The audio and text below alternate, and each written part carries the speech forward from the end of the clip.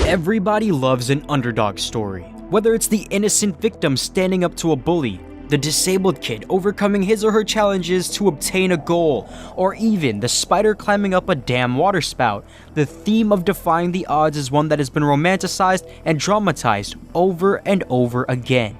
In this video, we'll be looking at a story that pit David against Goliath, Earthling against Titan, Sponge against Cyclops. This is the story of a 17-year-old who found himself immortalized in the midst of a cultural movement, standing up against one of the richest companies in the world. This is the story of Mike Rowe v. Microsoft, man against monopoly. The 90s saw an unparalleled shift in culture and ideas that shined a bad light on American capitalism, corporations, and pretty much everyone else at the top. Reaganomics and the era before it did enough to piss off the American public, and President Clinton, despite the booming economy behind him, left quite a sour taste in the mouths of Americans everywhere. I did not have sexual relations with that woman. The rise of American counterculture in the 90s presented itself all over media, from music, sitcoms, animated cartoons, and even in video games. This counterculture unsurprisingly leaked into the early 2000s, where our legendary tale takes place. Enter Microsoft, a company that essentially holds a monopoly over the computer operating system market. Today, it's a little bit harder to realize just how powerful Microsoft once was in this era. Apple barely had their foot in the door of the computer market, and iMacs were just becoming a common commodity. Aside from Linux distributions, Windows was the only real operating system at the time, used in schools, at home, and in the workplace. Their market share was insurmountable, and the company's owner soon became the richest man on the planet. However, despite their dominance in the OS market, a little thing called the Internet was also rapidly growing, and Microsoft found themselves in the crosshairs of a lawsuit that claimed the company had used abusive monopolistic practices with its Internet Explorer web browser. This is a story for a whole other video, but long story short, they were pissing people off, and Microsoft had quickly become the perfect target for an American public that was growing to despise powerful corporations just like it. They just needed the perfect time to strike. Enter Mike Rowe. In 2003, Mike Rowe was as normal as a teenager could be. He was a 17-year-old high school student from Canada, growing up in the early 2000s with a fascination for computers and the World Wide Web. These were the days before social media really took off. There was no Facebook, Twitter, YouTube, or Tumblr. Hell, MySpace was literally in its infancy. Like many teenagers his age, he just wanted a way to express his talents, or, in his case, his web design skills. Thus, he made a website for himself that had a pretty clever name, www.MikeRoweSoft.com. It was an obvious pun, and it was harmless. I mean, seriously. Who could screw up the spelling of Microsoft this bad by accident? It's just a play of words and it's his own name. It's all just a joke, right? In early 2004, Microsoft discovered Mike Rowe's website and offered him a grand total of $10 to take it down. The $10 would pay for Mike Rowe's domain listing, not counting the time spent on web development, and the number seemed totally demeaning. As any 17-year-old kid would wish to do, Mike Rowe refused the $10 Microsoft offered, and said he would not settle for $10, but for $10,000 to reportedly pay for his business costs. Quote, "The $10 is pretty insulting for all the work I put into my website. That's why I asked for the $10,000, because I was mad at the low amount they offered." Mike Rowe. Microsoft thus responded with a 25-page cease and desist notice, a retraction of their original $10 offer, and put themselves toe-to-toe in a potential legal battle with a 17-year-old high school student. In response, Rowe went to the press, and in doing so made fame and history, at least for the time. As I said earlier, everyone loves an underdog story, and this happened to be the perfect one.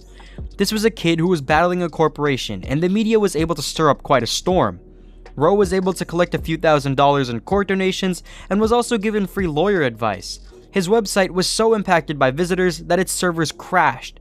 It's safe to say that lawyers definitely wanted a bite of what could be a lucrative lawsuit if either party wanted to pursue it. On the other end, Microsoft basically already had a billion-dollar law team behind it, but was getting panned by the media for being so petty against such a seemingly harmless website. The real question at this point wasn't just about how Rowe or Microsoft would further pursue the conflict, but why Microsoft cared this much about something that seemed so small in the first place? The answer was cybersquatting. Google defines cybersquatting as the practice of registering names, especially well-known company or brand names, as internet domains in the hope of reselling them at a profit. This description is pretty spot on, and if you don't understand, I can try to give you a couple of examples.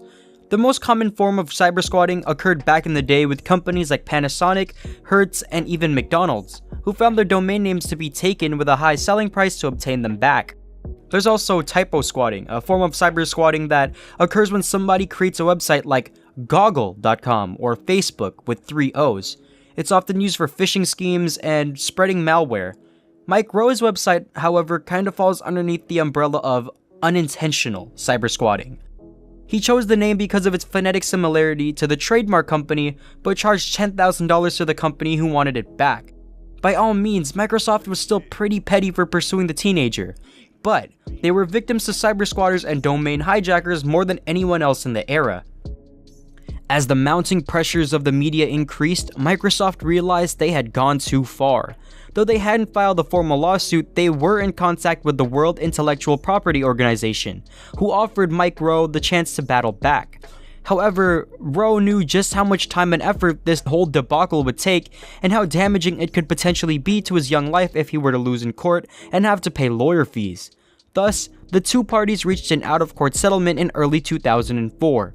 Mike Rowe would end up giving up his prized domain name, but in exchange, Microsoft covered all of his expenses, including the cost to rename and redirect his website to MikeRoweForums.com. According to a 2009 Reddit AMA, he also received an Alienware laptop, a 3-year membership to the Microsoft Developers Network, 3 trips to the Microsoft headquarters, Visual Basic programming training, which he reportedly hated, and a company store shopping spree along with an original Xbox with a bunch of free games. Additionally, his website ended up netting about $20,000 from advertising revenue after millions came to visit after hearing what had happened. It's safe to say he ended up a lot better off after the deal, though he says in hindsight he could have made much more.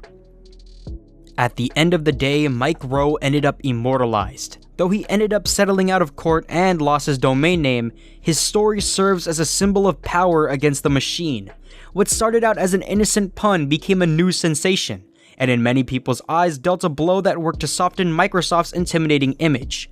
He was the boy who stood up to a billionaire, and not only that, but he held his ground and set a dumpster fire to Microsoft's public image. Not much is known about Mike Rowe today, besides his successes in poker tournaments that has yielded him thousands, as well as the sale of his cease and desist letters, as well as other documentation related to his story that made him $1,000 on eBay. Though most may not know of his existence, he definitely proved that times were changing, and that sometimes it really is worth taking a chance as the underdog. This has been a Lost Saint video, and as always, thank you for watching. For more gaming, tech, and history content just like this, don't forget to hit the subscribe button below. Thank you to all of the subscribers over the last 2 months, even though I haven't been too active. You guys are really making my day. Thanks for watching, and I'll catch you in the next one.